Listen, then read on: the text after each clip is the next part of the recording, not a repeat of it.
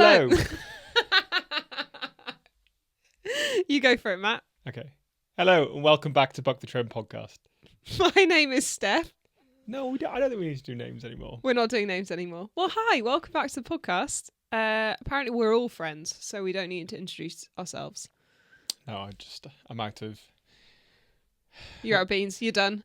So this has to be the record for the shortest podcast ever. Thanks for listening. We'll see you next week. Matt's done. Bye. No, I don't think we need to kick off with names this week. I was going to ask us to restart this, but we'll just keep this going. We're going to keep rolling. We'll Always roll. No editing. We just power on through. So yeah, welcome back to this week. What have we been up to? Much of the same. Actually, no. Okay, that's like the biggest lie ever. We announced the bike partnership that we have all been waiting for. Thank you for bearing with us with patience and showing us so much love. But yes, I am officially riding Ventum for the next 2 years and beyond, hopefully, if they keep me, if they decide I'm not too annoying.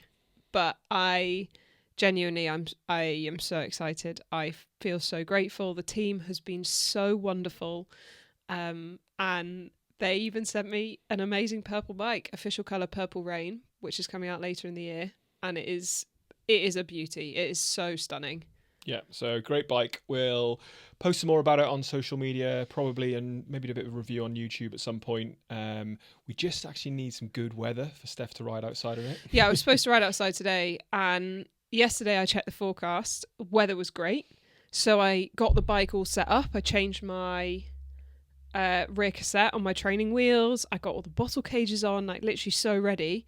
I woke up this morning, it was torrential rain all day. But we're not going to talk about weather again because we did a lot of that last week and we did a lot of moaning about weather. So we're no weather moaning this week. We're going to be in some sunshine so apparently soon. yes, we are going for some sunshine soon. But anyway, we do need some good weather so that we can get some content. Yes. Which will be in Lanzarote because that is going to be sunny. Yeah, exactly. So yeah, stay tuned for that. But initial thoughts so far, Steph? On the bike, that is. On the bike, yeah. I think it's quite fast. So as we mentioned a few podcasts back, we basically took it straight up to Matt Bottrell to get a bike fit. So very quickly, I was very comfortable and pretty dialed in. We've been able to find a little bit of extra reach around the front end compared to my previous race setup, which just kind of means that I'm more comfortable. Like I feel more comfortable, solid, set, and able to like lock on and get into race position, which just makes me feel powerful, which then makes me feel faster. I've ridden the bike outside like 2 whole times. One was a 5-minute launch shoot, and then the other one was last weekend when it was like, actually the weather is fine, so we're going to go out. Handles well. I'd say it handles on par with the bike that I was riding before. Like it feels quite similar to just ride, which is great, because that means that I don't necessarily have to change how I ride too much. I just can't wait to actually spend some time getting to know it. Yeah, one interesting thing from looking at the bike myself is it's quite similar in terms of it's quite wide forks at the front, but they are very, very wide in terms of the clearance between the wheel. Yeah, I mean you could probably ride like mountain bike tires, which is cool. I think the idea behind that is to channel the air around the legs better, I think is the... Yeah, so when we spoke to Ventum about it, they said they designed the bike to be faster being ridden than not being ridden and static in a wind tunnel. Because obviously, think about aerodynamics. In theory, a bike is fastest when it's not got a person on, but it is never raced when it's not got a person on. There is always a human being on top of it to slow it down, and all of this aero testing is to try and get you to slow the bike down as little as possible. But Ventum took the approach that actually they wanted to try and create a bike that was faster with a rider on. So their wide forks around the front end are supposed to kind of disturb the air around the legs so that the air isn't hitting your like shins as they would be on a bike with a narrower front end, which I just really kind of cool innovation. And we'll see. Obviously, we'll see if it's faster this year. Yeah, so once we've put it through its paces a little bit, done, well, soon to be first race on it, we will feedback some, We will indeed. yeah.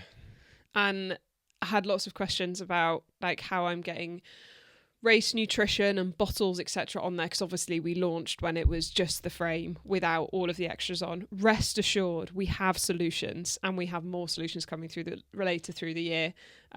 It's a bike that is not yet released to the public, so all of this from the whole team has been hands-on, trying to get us as the athletes the bits that we needed to make sure that we could race the bike and carry bottles in the most effective way. So they've come up with some really, really neat parts that just weren't on the bike when we launched it, because we wanted to launch frame only. So we will start showing those as we start kind of prepping for races, and before Oceanside we'll do a full rundown with, for a 70.3 and an Ironman, what my bottle situation looks like and how I'm carrying my gels and all that stuff, because that seems to be what people are most interested in.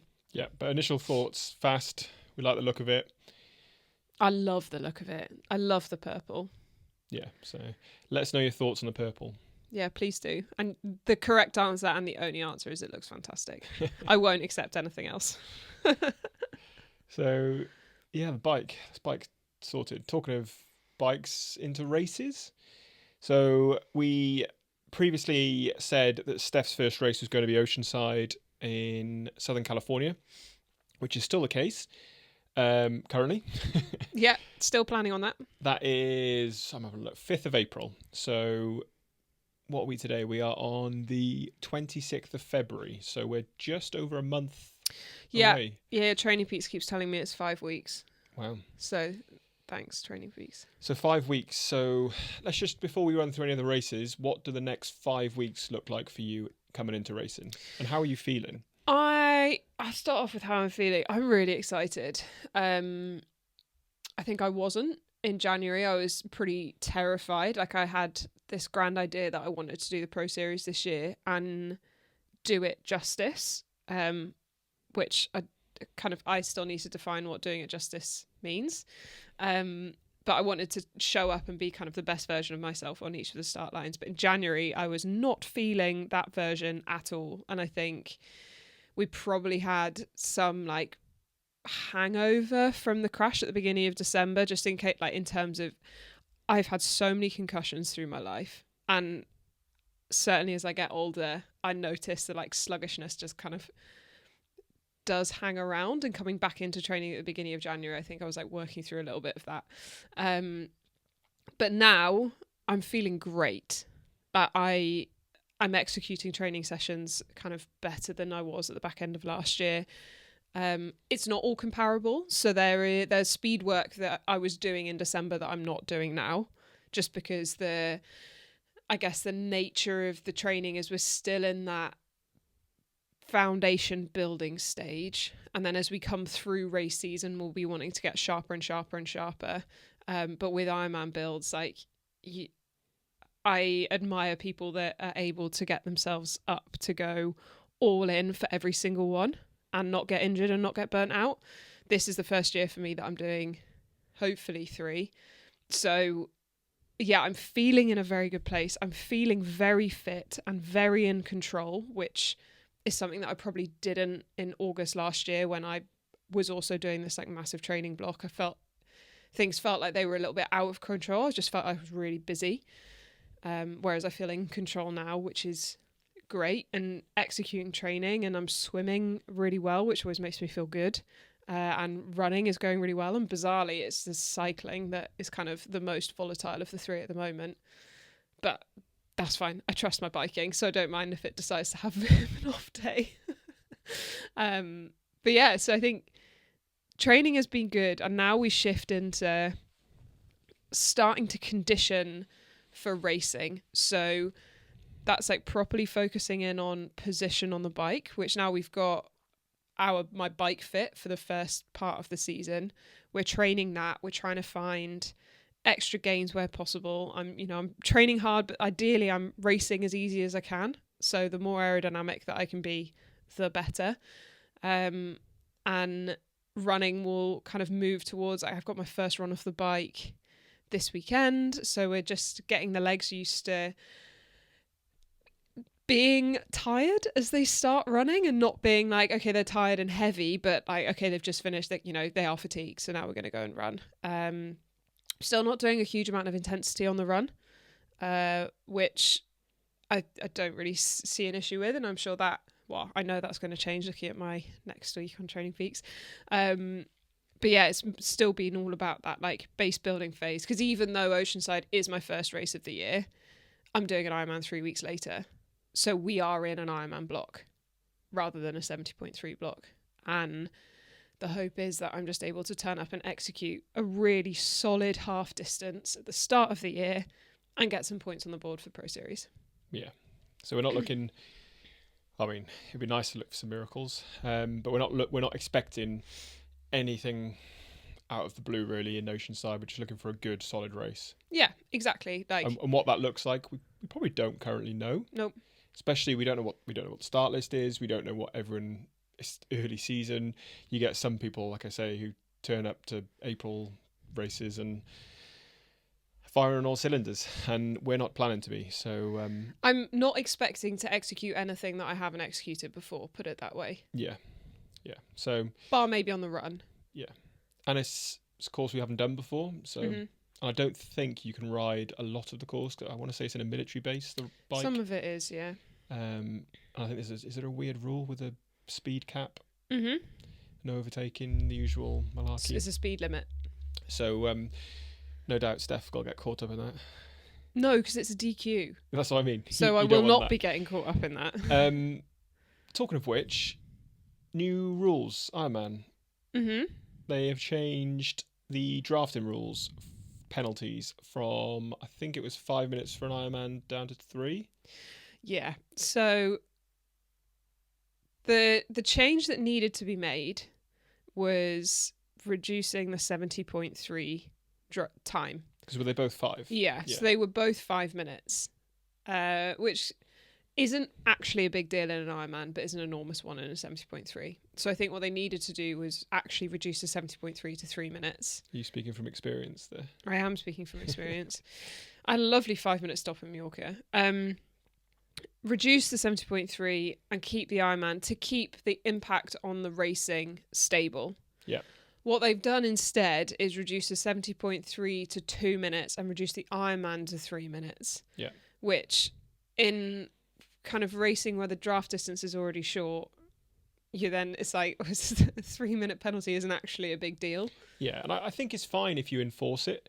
I think the difficulty becomes where you haven't got the referees in positions where they're spotting the mistakes, I guess, and they're not picked up, and then that's where you're kind of missing out. But that's hopefully where the race ranger comes in, and where we can move on to later. Like I say, a lot of your races should hopefully have race ranger, but then it's got to be utilised properly. There's either got to be a referee around, or the technology gets good enough that it can flag in the system and almost not give an automatic penalty, but give a referee the nudge to go and look at that group, for instance. That's what I'd say. Yeah, I think the only thing that I'm hoping is that because referees know the impact on the race is less, they'll give out more penalties. Yeah.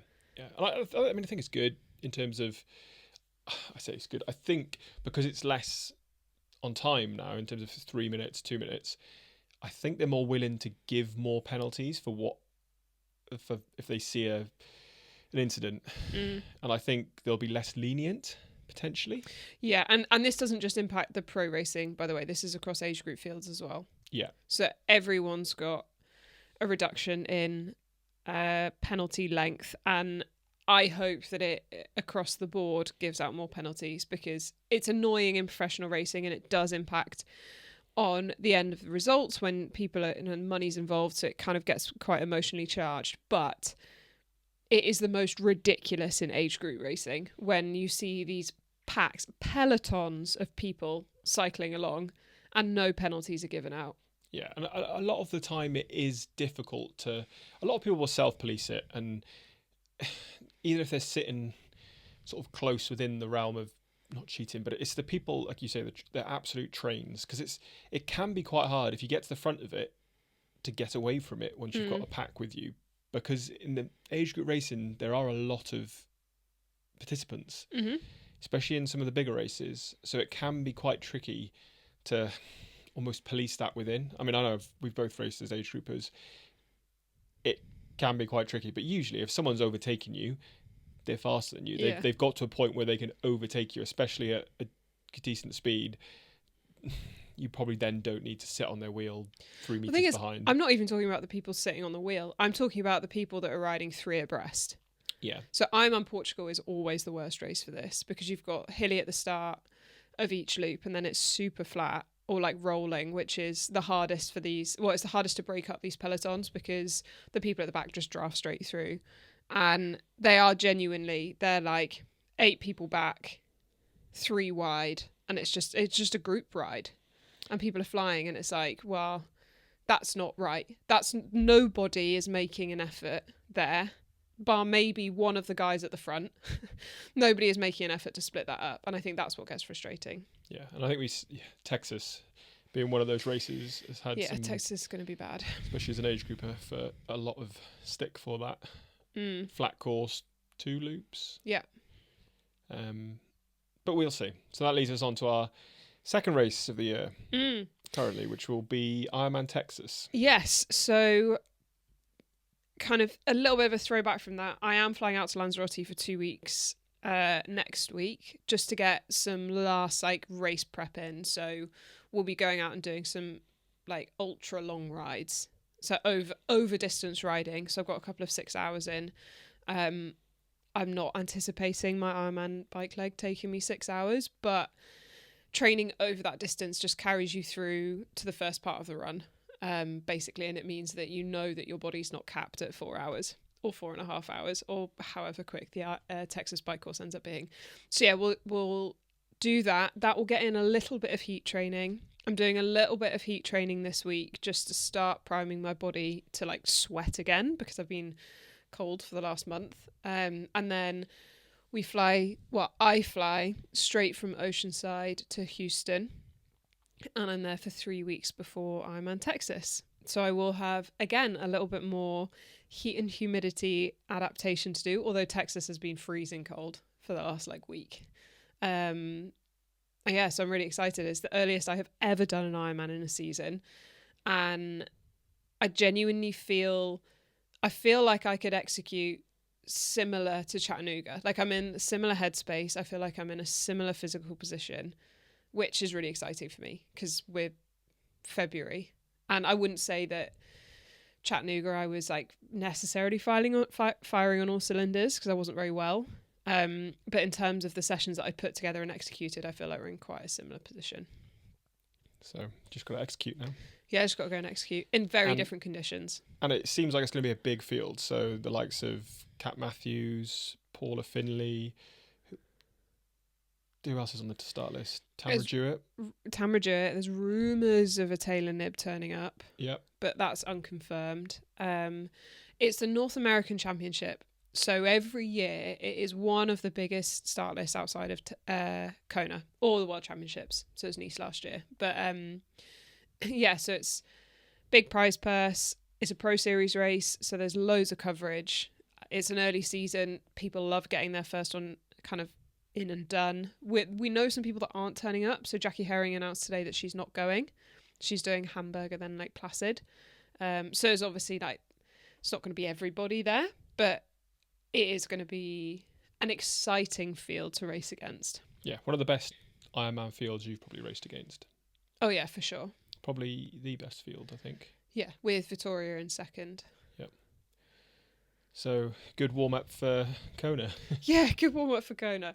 But again, we'll be going into that with like really specific process goals. So I don't want to be in World Championship shape by Texas. I want to be able to go and execute a race that I'm proud of, but all of this is building through to the end of the year. So the rest of the year. Yeah, I feel like we've really milked getting to this point. Yeah. So race after Texas, I'm going to look at the board and say the next race at the moment, we will just go through. So Steph is hopefully, the plan right now, and you'd hope you don't mind me saying this, is to try and target the Pro Series. Mm-hmm. We didn't target it last year. We didn't really you turned professional quite late in the year, January. We sort of Yeah. So we didn't really have time to make a plan or really know what we wanted to do or where you'd feature in terms of where you'd sit in the field, for instance. So last year was more of a dip your toe in the water and have a little, just try a few different races and just see where we're at, and different styles of racing to see what suits you, whether that's hilly, flat, a mixture, wasn't there? We decided to sort of go for a range, and yeah, this year we've basically said, well, let's just try and give the Pro Series a go. Whether we finish 50th, whether we finish 100th, whether we finish 10th, or in first. Oh, first, Cat Matthews, I'm coming for you. So it's a case of let's just see what happens, and if you're competitive and we can be consistent over the 5 races which you need for the Pro Series to get the points, then great. And I think we'd like to think that your consistency is a big thing of yours, and that's what suits, I think, the Pro Series. But that's still TBC. We haven't done 3 Ironmans in a year, so let's see what you've got. Yeah, and I think that's the big unknown for me this year. I've only ever done 2, and I've done 2 in like relatively quick succession in terms of like it was a Victoria in July and a Chattanooga in September. So it was 8 weeks. This year we've got 6, so it's Texas end of April into Hamburg. The difference with Victoria to Chats is I did an extra race in there. We won't be doing that this year. Well, currently the plan is not to, so I will be going straight from Texas into Hamburg. So I'll have a bit of like an off week coming off the race to make sure I'm recovered, and then we kind of head back into training, test the body a little bit to check that it's kind of recovered fine and is going to absorb the load that we need to go into another race, and then hit Hamburg. I think I see Texas as like an 80% race, and then Hamburg is the one where I want to go and run a fast marathon. That's the one where I think I can see hitting it with like real intent and real competitiveness, because we have a really nice break then until the World Championships. Whereas one Ironman 6 weeks later, another Ironman is very unknown. Yeah.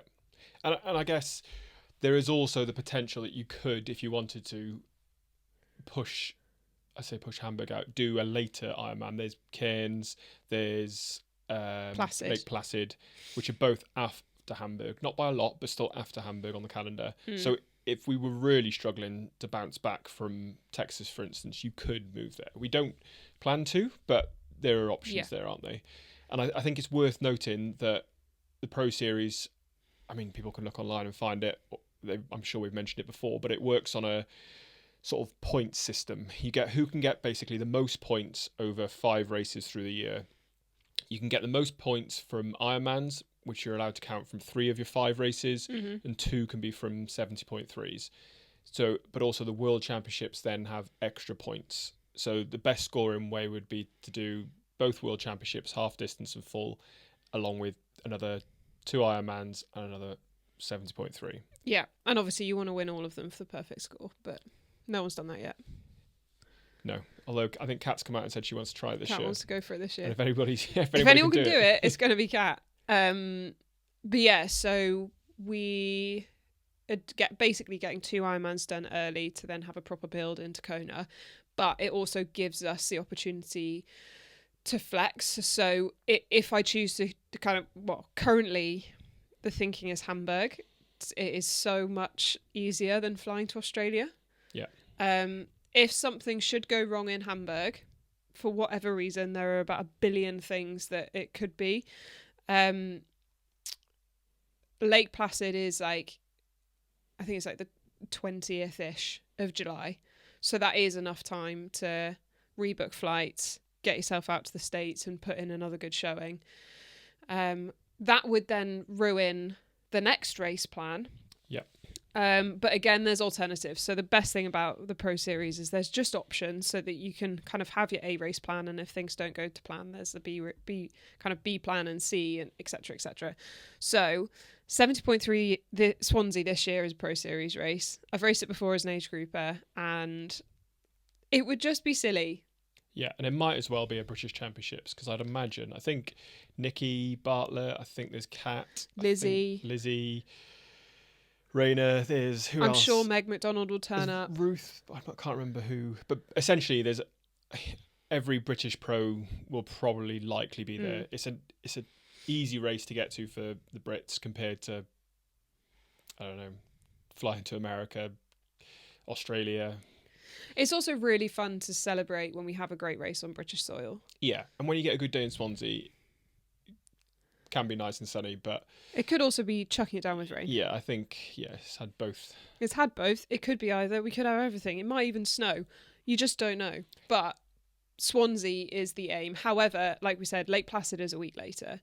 So if we end up having to change the plan from Hamburg to Placid, instead of Swansea, it would probably be a Zell-am-See at the end of August. Yeah, so currently Swansea being the second 70.3 to hit your your quota, so your two 70.3s. There is a caveat in that in terms of Steph currently doesn't have her 70.3 world slot. Whether she gets that at any of the 70.3s we plan on racing, we don't know yet. I think Swansea is too late in the day. Yeah, so the closing for the championship qualification is end of June. So with the season that we've put together at the moment, Oceanside is the qualification point. There are some really key American athletes. So this isn't even including the rest of the world, but American athletes that don't have their slots yet. So it's not like, oh, you're turning up to Oceanside and everyone's already qualified for 70.3 Worlds. There are some huge hitters that were on the T100 tour last year that have not qualified. Yeah. So it's not it will not be an easy task turning up to Oceanside and qualifying for Worlds. So currently that is my only race. However, there are 70.3s at the end of June. So if I pull up well after Hamburg, we might go and race. Well, I know that I can race 3 weeks after an Ironman. I did last year.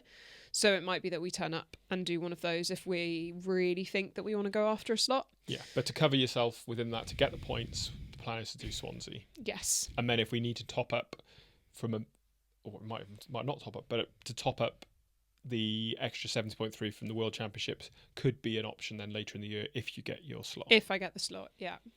And then the final race within the Pro Series, your fifth race, would be currently the Ironman World Championships. It will indeed.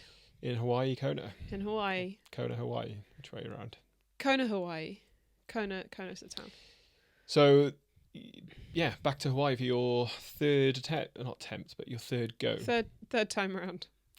Like I say, we've had a lot of lessons learned from racing there previously, so it's quite exciting to be able to go back and try and put those into practice. Yeah, and I think the first kind of 2 times a year apart, we'll have had 24 months. Yeah. Between my last time in Kona and this one, and I feel like I'm a totally different athlete already. Yes, I'd completely agree with that one. So I'm like genuinely so excited to go out and just like see what my body can achieve. I'm much more efficient than I was then across swim, bike and run, but predominantly on the run. Like my heart rate comes down when I run now. I can do intervals and then my heart rate will drop after them, which it never used to do. It would just, whatever it was at after 10 minutes, it would just stay there and then get higher. Whereas now I can run, I can be in control, I can hydrate, I can cool down, which is all really exciting stuff, which is very important for Kona because it's hot and you need to be able to cool down. Yeah, and we've got some key things across the year to try and work on this, whether that's equipment choices that we need to practice for optimal race conditions, not just for the heat, but for optimal speed and racing that we'll sort of practice through the year and bring out, I suppose. Yeah. And also, this is now my job. So before we were having to fit races into annual leave, whereas now I have the freedom that if we're like, you know what, summer in the UK has been terrible, you need to go abroad. You need to go and get some heat. just for like 3 weeks.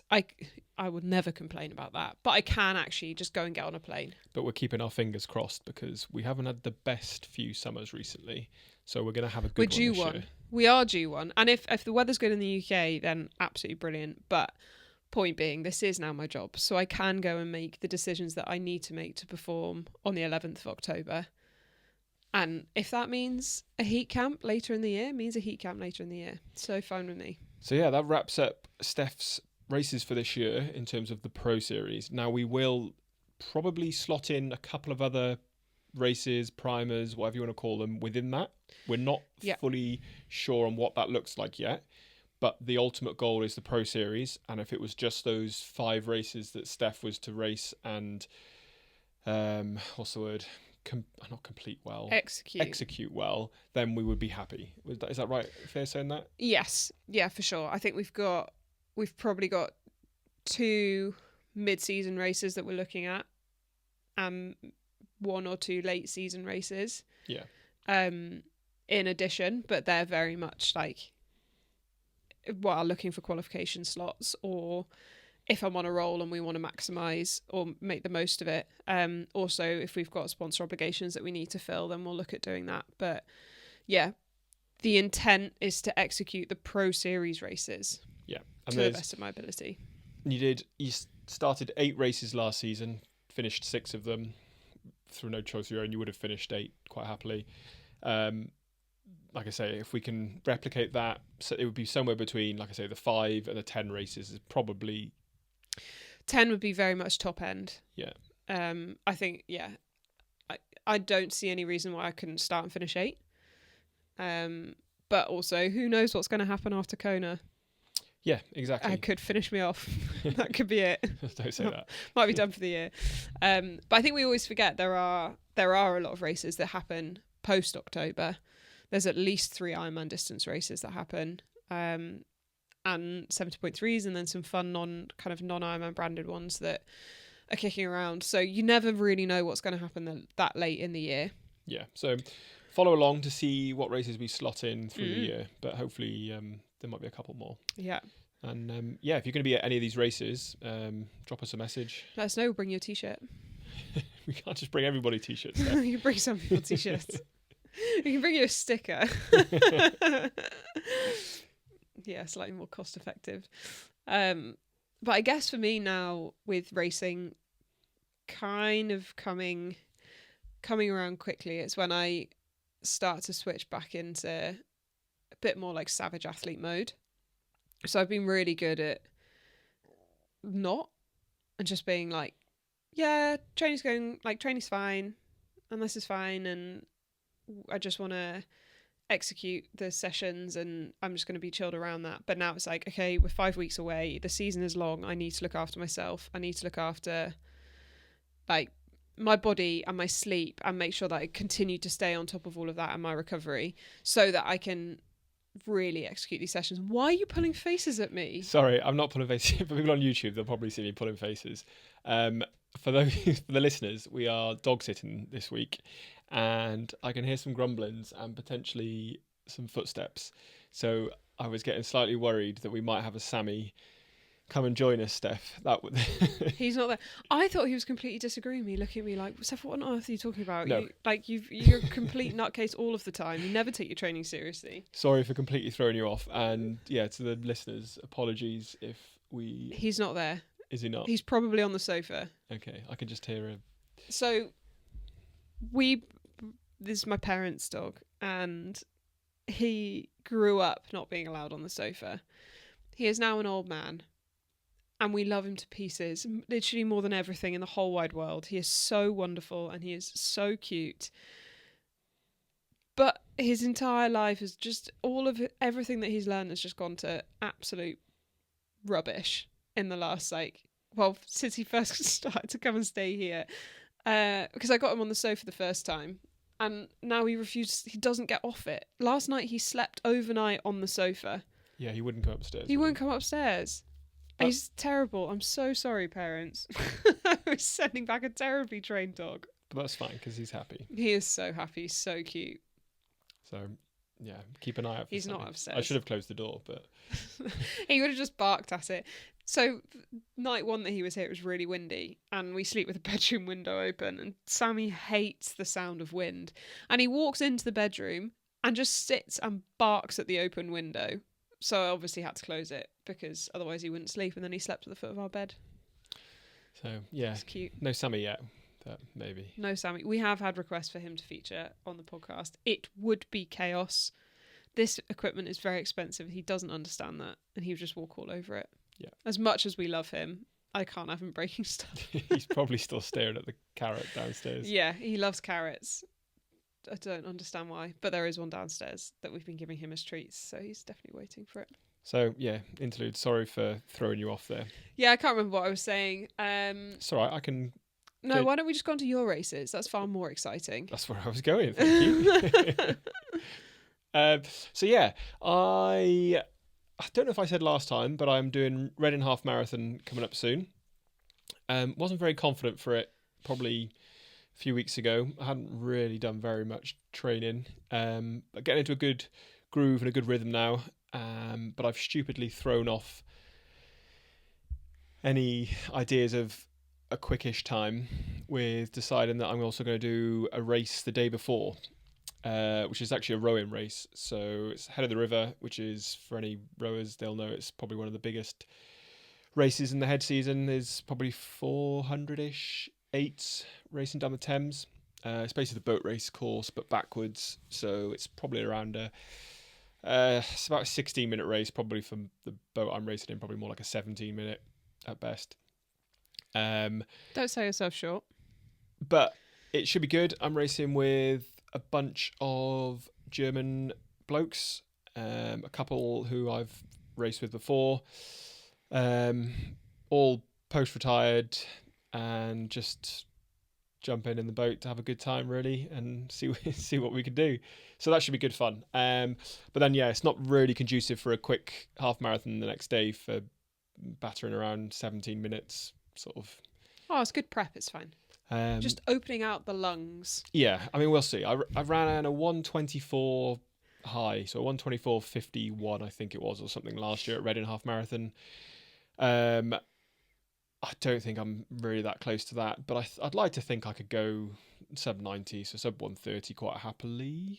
I mean, you've been putting in some chunky sessions. He did like 20 minutes of work at sub 4 minute Ks the other day, so. And the rest. Ks. No, it was 20 minutes and then 10 minutes, wasn't it? Yeah, 4 minute Ks, not yeah, sub. so it's 30 minutes of 4 minute Ks in like not racing flats. You're going to be fine. You're going to be able to go sub 130. Yeah, that's the plan. The plan is just do a sub 90. So we'll see. I've got a few friends doing it, so it should be quite good to. I don't know if I'll be running with any of them. I think some will be too fast and some will be too slow. You're holding the fort in the middle. I won't say who they are, but they know. They'll know. They know who they are. Pete, you'll know. I don't think he listens anyway. So he probably doesn't listen. He's just had a new baby. He doesn't need to listen to us. So that's my exciting weekend, which Steph won't be there to witness, but that's fine. No, I will still very much be abroad. Well, I'm flying back on the Sunday. But you've got a good habit of not watching me race, so not that I'll make you feel bad about it. So I'm never going to live it down. I wasn't in Roth last year because I was racing the next weekend. Matt still hasn't forgiven me. Nah, it's fine. I had my dad there. He's even better. We have some what the buck moments this week. I didn't mean to say that. There was something I wanted to talk about that happened today. Nectar points.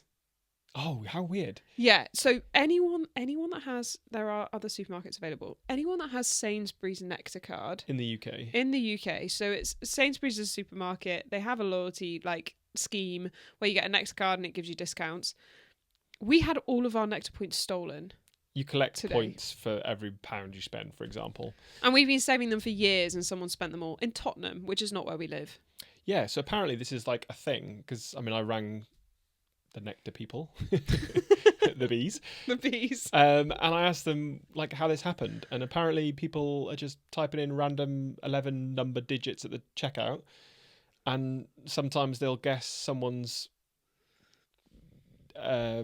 code of their membership number, and then they just can steal their points just like that, which seems like a stupid security flaw. Yeah, because you can put it in manually. You don't have to scan anything. They can just guess. And lucky them, we bought their entire shop for them. Yeah, I was a bit worried. I got a message saying, like, not congratulations on your shop, because no one needs congratulating on their shop, but here's some more points for your shop today. And I was thinking, what's Steph bought now? Turns out she was, I don't know, It was not me. on the treadmill or something at that point. Were you on the bike? I think you're on Yeah. the bike. So I opened my phone to the app, had a look at it, and it said, thanks for spending your points in Sainsbury's Tottenham. So whoever's had a shop on us in Tottenham, yeah, congratulations. We did get them back. So they are brilliant. They're sending us a new card, so you won't be able to use our points ever again. But apparently, if this has happened to anybody else, what you should do is go on your settings and lock spending. So apparently you can unlock and lock your spending of your points, even though you're the only person who should be able to spend those points. But yeah, so it stops anyone else. So you then have to unlock it if you ever wanted to spend them. yeah, I feel You can relock it's it a bit again. odd. I feel like you should have to scan your card or there should be some process there. I mean, I'm sure they're thinking of it, and I'm sure that it clearly isn't the first time this has happened. From the bloke was pretty, he knew what was going on. Yeah, he did. But then I have to go through the whole process of trying to remember my 10-digit number code, mother's maiden name. What else was there? Probably It was so great. Matt was literally asking this guy for the answers to the questions because we couldn't remember them. And I was like, "You're calling with regards to fraud, but you're the one that's making it sound like you're fraudulent because you're asking what address is registered to the card and which email address is registered to the card because you can't remember." I don't know what my favourite pet was. I don't know what my favourite You do know what your favourite pet is. It's Sammy. Yeah, I don't know what my last 7 addresses were. Like I say, does anyone ever remember? Well, passwords are bad enough, but does anyone ever remember all the random questions and answers? I had one that was favourite place, and I was like, I don't know what frame of mind I was in when I answered this question. How on earth am I supposed to know what my favourite place is? Yeah. It's a disaster. Yeah, just make something up. So anyone with a NECTA card, beware. Yeah. Lock your spending. And that's what happened to us, but it was easily fixed. What the buck? The actual what the buck. So this one is mine. Go on. Michaela Schifrin. What, is it yours? Because, well... It came from my father. It's also been all over Instagram. Oh, I hadn't seen it. Yeah, no, super cool. So Michaela Schifrin is a slalom skier. And in December, she was racing the World Cup and she was on, well, she'd had 99 World Cup wins. And she was... Slalom's the guys who wear the shin pads and... Yes. Yeah, not giant slalom, the little slalom. What's the difference? Giant slalom You've got to be 7 foot to do the giant slalom. No, it's bigger turns, whereas the slalom is much smaller. Okay. Yeah, I know. Not... Anyway, Matt's looking at me. No, I'm thinking. He's I'm imagining. thinking. So in December, she was on her 99th win and was racing for her 100th, and she crashed. And she went into the safety barriers and she impaled her stomach.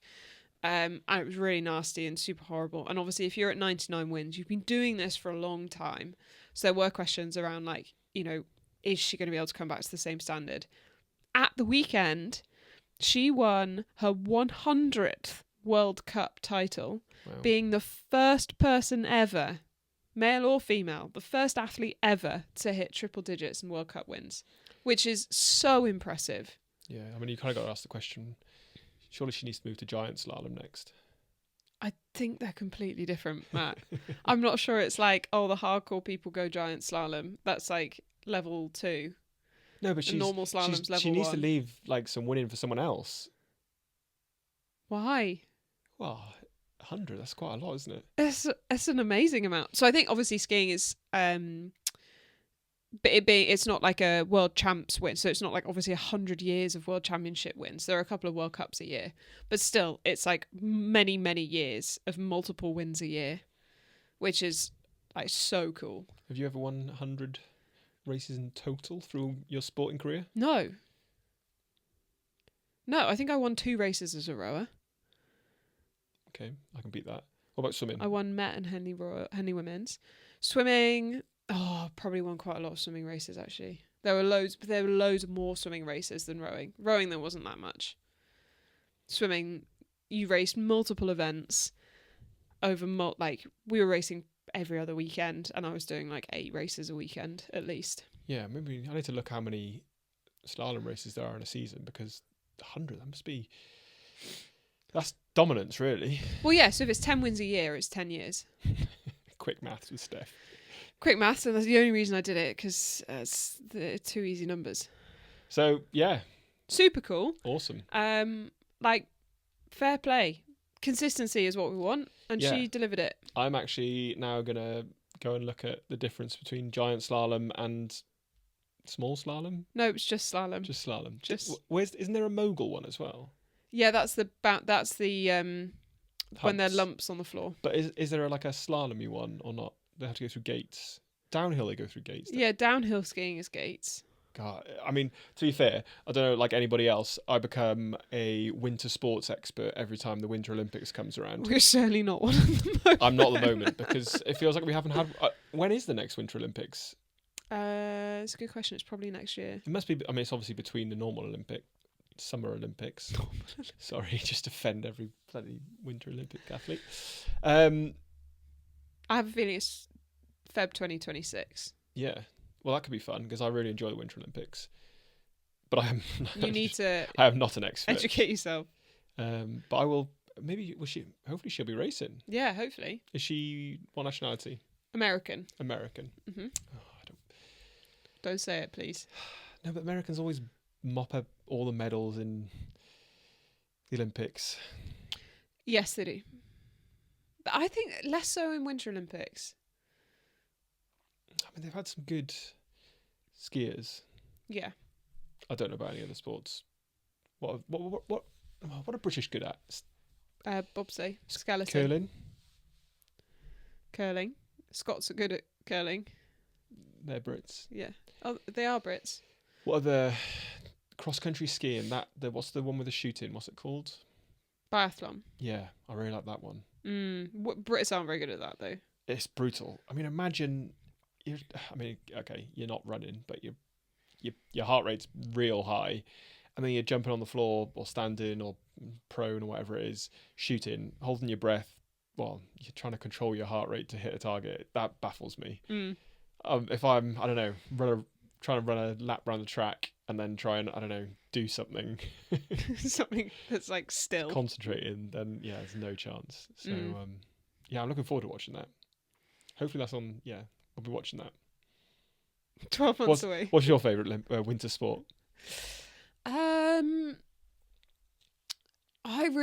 enjoy watching the skiing. Like, generally all of it. Because I just find it fascinating. I've never been skiing before. So for me, it's like this... Okay, all of it's pretty alien because I don't spend a lot of time in the snow. But watching people absolutely send themselves off the side of a mountain on 2 tiny pieces of whatever it is, carbon fibre or whatever the hell skis are made out of. Mind-blowing. And then they've got like the little speed check that tells you they're going like 90 kilometres an hour. I'm like... yeah. And also that ski jumping... When you've got like little flying squirrels. They look like little flying squirrels literally flying in through the air to then land on the floor. Like, that is mental. The Primož Roglič. Primož Roglič. That's where his celebration comes from, isn't it? Didn't know that. I mean, I knew he was a ski jumper. I've never seen his celebration. Not when he crosses the finish line, but when he is on a podium, he'll do a... I can't even practice. I don't know what it looks like. I'll get a video up and I'll show you. Not now. But every time he's on the podium and he wins, he'll do his celebration. Okay. And it's ski jump. Well, there we go. Primož Roglič. I'm pretty sure he did it with one of his kids or 2 of his kids last year at some point, I think. It's quite cute. There we go. So... be more Primož Roglič. Yeah. Be a ski jumper. Watch Primož Roglič. Enough on winter sports? I think so. I think we've covered winter sports for the moment, considering neither of us know anything at all. How could you tell? Right, I think we could probably call it there. I think it's time we call it there because this is descending into complete chaos. Well, we've been Matt and Steph. And Steph and Matt, and we will catch you next week just before Flight Lines Rotty. Yeah. See you soon. Bye. Bye-bye.